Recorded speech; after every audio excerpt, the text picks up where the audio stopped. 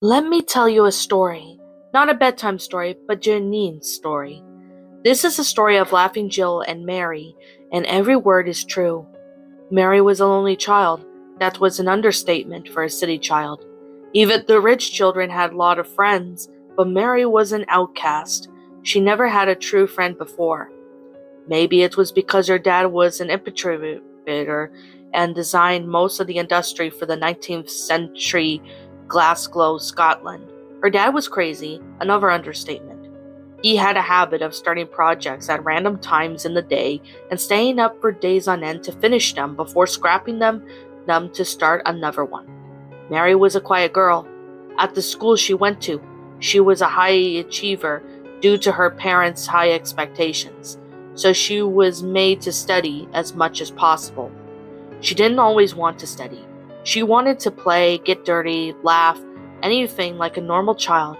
One Christmas she was showered with many expensive presents, as usual, but she didn't want another pony to add to her five already, or another expensive dress. She wanted something like a Jack-in-the-Box. No, not Jack, Jill, or a friend, or maybe a friend. Mary was half begging for a true friend, but you can't buy friends. Well, true friends anyway. She walked upstairs after thanking her servants with a fake smile and walked to her room. It was another way her parents thought they could buy her happiness. They showered her with expensive clothes and items, and she didn't want any of this. She wanted to live like a commoner. A large four-poster bed with velvet curtains, giant puffy pillows, a walk-in wardrobe, and an exotic tiger fur rug.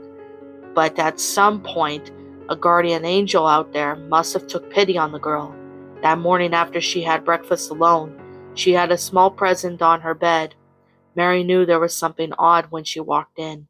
She saw a small box on her bed, and it was painted in bright colors, with colorful clowns and flowers on each side, with a crank on each of the sides. There was a carved note on the side. Merry Christmas, Mary, have a laughing Jill in the box. That was weird. Mary thought that there was only Jack in the boxes, never mind the laughing ones, but for curiosity's sake she sat cross-legged on her bed and started turning the handle on the crank. As it pop goes the weasel plays, but it sounds like the voice was getting louder as she turned it. Round and round the berry plant the monkey chased the weasel. The monkey caught up and the game was done. Pop! A loud pop sounds as when the thing was supposed to sound that there was a cloud of dust. Mary thought it was just a prank until she saw her. It was the girl who looked like in her mid-teens. She had long brown hair that fell to her waist. She wore a long dress to her ankles that puffed out naturally. She was all so colorful and had panels of every color over except her white ruffle at the chest. She wore her dress just above her knees. Mom would kill me for doing that. Mary thought, looking at the stranger. It's so good to get out of here, she says in a soft voice, before looking around to face Mary, and then starts giggling. Sorry, sweetie, I'm Laughing Jill, your new best friend. She smiles sweetly, looking at Mary with the large green eyes as Mary saw her pointed nose with a colorful one at the end of it. She had bright pink eyes, and she looked extremely pale, but quite healthy at the same time. Hi, Jill, I'm Mary. Mary stuttered shyly, looking down at the ground to avoid eye contact. I know that. I know everything about you. I'm designed to be your friend. I like what you like, hate what you hate, and love what you love. Jill smiles, climbing onto the covering sheet of the bed and lying down giggling. Okay, how is this possible? Mary was curious. She was a person of logic and didn't believe that this was happening. Jill stops giggling and hangs her head over the side. Never ever question good things because they always make you feel bad, Jill says before grabbing into the frame and rolling off so she was hanging on the frame before she landed softly on the floor as she weighed nothing more than a feather. Why? Mary asks, before leaving a handful of hard candy thrown at her gently. Mary looks surprised before looking around for the source of the candy. What did I just say? Jill asks, putting a piece of candy in her mouth, smiling as she falls back on the bed, smiling. Don't question it? Mary says shyly. Exactly. Mary, get dressed and we can play some games. Jill says, jumping down on the bed and swinging her legs up to show a pair of knee-high boots. It's unladylike, Jill, Mary says, walking over to her closet and pulling the doors to it. Where I come from, we can do whatever we want, Jill says as Mary gets changed. We can eat how much candy we want and even ride any animal we want. Jill stands up and stretches before asking, Do you want to play in the snow? My mom and dad says it's dangerous, Mary says shyly. My mother wants to talk to me about something. It's the most awesome thing to do. Wrap up in warm clothes and I'll wait for you and see you after your mom. Jill giggles before disappearing. Mary put on her warmest clothes and went downstairs to see her mom in the main room. Her mom was sitting on the chair waiting for her. After listening to her mom for about an hour, talking about how she had to get married and things like that, ending in Mary getting shouted at and some bottles were thrown at her as she tries to tell her mom that she's too young to get married. She walks out to the garden where Jill was waiting with a clump of snow in her hand, bouncing it up and down, waiting for her to get outside after talking to her mom. The snowball hit the wall next to Mary, giving her a fright due to the moving snowball that just missed her. Come on, Mary, have some fun, Jill says, laughing, while scooping up some more snow and throwing it at the servant, hitting him in the face, making him take a double take due to the sudden projectile hitting him in the face. But it's not right, Jill, Mary complains, walking towards Jill, being careful not to slide on the frozen path. What? Having fun? Jill says, confused.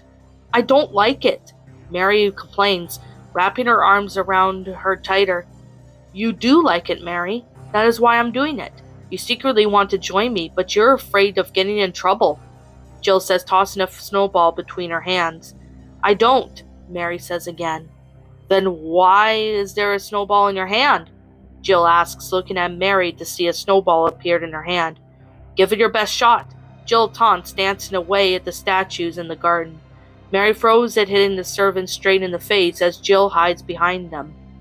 Miss, that is outrageous, the servant says, scowling Mary. But Laughing Jill dared me to do it, Mary complains.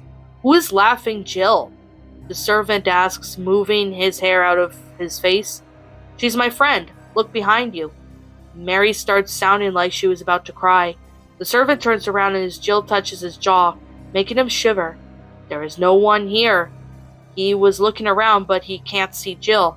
Miss, you are going back to your room. Boom. Mary was taken back to her room by the servant. Jill sneaks up from behind the servant as he walks in after Mary and puts a snowball down in his shirt, making him squirm as Jill starts laughing. And Mary giggles at the servant, gets even more mad. This went on for years. Jill and Mary would play every day, having fun and getting into trouble.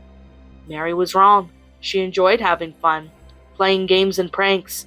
Her parents thought she was just joking around with her imaginary friend until she became 12. Mary was supposed to be a mature teen now, but still blamed everything on Jill, who was always hiding behind the person who gave Mary into trouble until one day. Mary! Mary's dad Henry shouts from his study. Yes, Dad? Mary asks, walking and dragging her feet as Jill follows, invisible to everyone except Mary. You need to stop this. Jill isn't real. She never has been, Henry says, looking down at Mary, who has turned into a rebellious kid.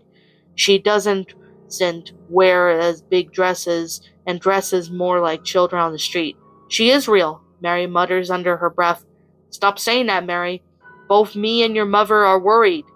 Henry is close to shouting as he brushes down his fancy business suit. Then where is Mother? If she cared, she wouldn't be drunk, would she? Mary says, getting mad as Jill sits on the desk giggling. Jill hasn't aged at all, and she still looked like the way she did when she first met Mary. The only difference was she always had an evil grin on her face, as well as the colors have faded, but nothing but noticeable. Don't say that about your own mother. Henry is now obviously mad. I could say what I want. It's not like she cares about me, Mary shouts before getting slapped across the face. Jill kicks Henry square in the back, knocking him down to the ground with a thud. I will try not my own daughter as a witch, but you are going away to a place where they will teach you Jill doesn't exist. Henry shouts, struggling to get up, as Jill sits on his back, scratching things onto his back of his suit. Make me, Mary says, as two nuns walk through the doors with their heads bowed. That's where these ladies are hired to do, Henry says, as Jill then punches his back, stunning him as he gasps for breath. Jill! Mary shouts as the woman dragged her out of the room as Mary struggles. Mary! Jill shouts, and everyone heard that I will be looking for you, Jill says silently as Mary is taken away from her. Jill was losing her color. Every day she slowly lost her color due to Mary's unhappiness. She couldn't see Mary, but it was Mary's mind that was doing this. Jill tried to leave. She couldn't. Her box was here, so she couldn't leave for longer than an hour a week because of this. Jill was going crazy. Servants were finding flipped tables, broken furniture, and they even found dress scraps near each of these. As Jill's mind was going crazy, her dress was remaking itself, panel by panel, strip by strip. Mary's mom stopped drinking a week after Mary left and started crying about how wrong they were, and Jill joined her at these. Jill didn't cry. She never cries. But she did miss Mary so much. Mary wasn't doing any better. The nuns were drilling into her head that Jill was a demon and that she was evil. Mary was pretending to respond to the treatment, when truthfully she hated every single one of them and wished they would have died. So she had her own room, but ended up carving things into the walls and door. One was, if there truly is a God, he will beg for forgiveness. After a year of this, Mary was allowed to see her family again at the house. Mary wasn't happy to see her family, but Jill. Mary was escorted to her house, where her family was waiting for her, where they were servants and everyone except for Jill. I see you gave up in believing her, Mary, her dad says happily. He continued praising her until she saw a figure walked into the room giggling. Everyone else heard it too and turned around to see the source. Mary, Mary, quite contrary. Jill giggles as everyone looks at Jill for the first time ever. Jill was taller now. That was her main feature. She had longer hair that fell on even strands, and her cone nose was now black and white. The scariest thing was her dress. It was from being full of colors to being black and white. Her dress was shredded to the bottom of her eyes were now black. The irises was black, and it was terrifying. Jill, what happened? Mary asks her after a minute of silence, and then the room was filled with laughter. You really want to know? Jill walks forward to behind Mary's dad. When this bitch got rid of you, it drove me insane. Jill was right next to his ear. Like I will do to all these people. I couldn't stand being alone. Remember what you were like before you met me? That's what I was like. Lonely, depressed, so sad I couldn't eat candy. Jill flicked her arm, and candy slides out her sleeve. Mary, say the word and we can be together forever. If one of these idiots keep us apart. Jill, I can't.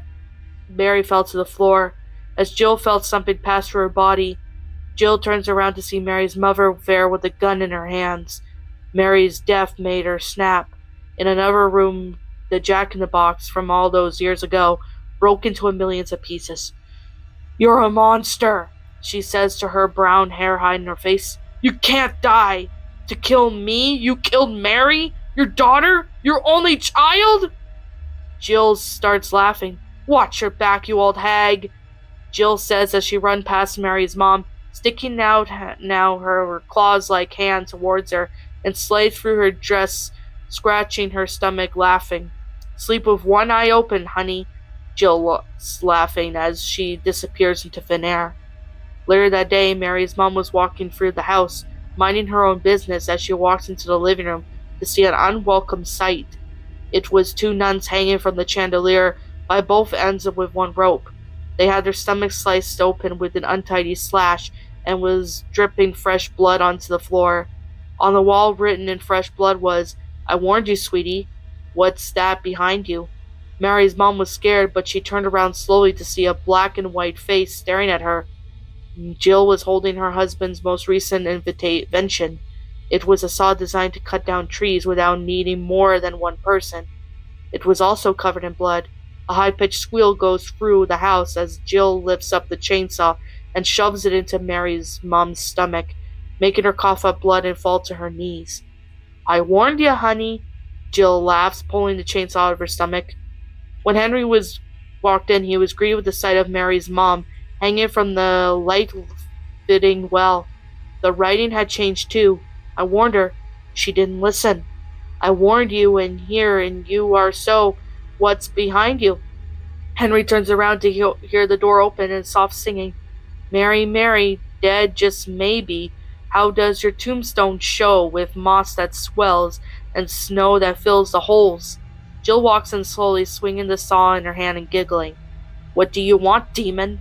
Henry asks, holding his gun at Jill. "Isn't it obvious? Revenge. You killed my friend. My only friend. Your own damn daughter!" Jill shouts, revving up the saw. "An eye for an eye, a life for a life." Jill shoves the saw through his stomach, laughing. "You witch!" Henry hisses. "Nothing new there," Jill laughs, pulling up the saw, slicing through his ribs. Jill is still out there. Her story has been replaced with another.